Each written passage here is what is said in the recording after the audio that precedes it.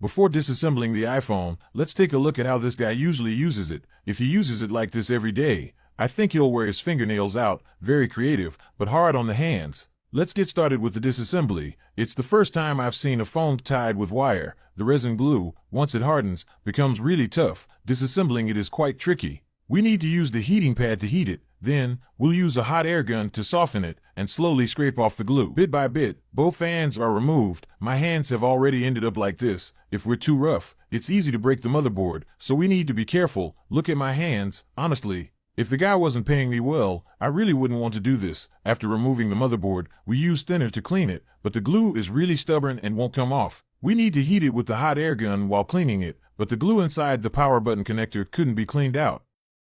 So I decided to remove it and replace it with a new one. Some people quietly watch the video, but they secretly like, comment, share, repost, and follow. Such people are really adorable. During cleaning, a row of small capacitors and inductors came off. We got a scrap board, took them off, and soldered them back. Okay, the motherboard's appearance is now cleaned up. We connected the power supply to test it. The current showed that the motherboard was short-circuited. Touching it almost burned my hand. A capacitor in this spot was overheating. We just removed it directly. The short-circuit issue was resolved. We powered on the bare motherboard to check the current, and the motherboard can now boot up. All of its original components, except for the fingerprint sensor, are beyond repair. We got a set of original replacement parts from our inventory. Then, we installed them into the motherboard for testing. Upon booting, it showed that Touch ID could not be recognized. This is because the fingerprint sensor is encrypted. We'll ignore that for now. Click on the Assistive Touch button to enter the system. These games on the screen seem to be what the guy plays often. Click into Settings to check the system version, iOS 12.2.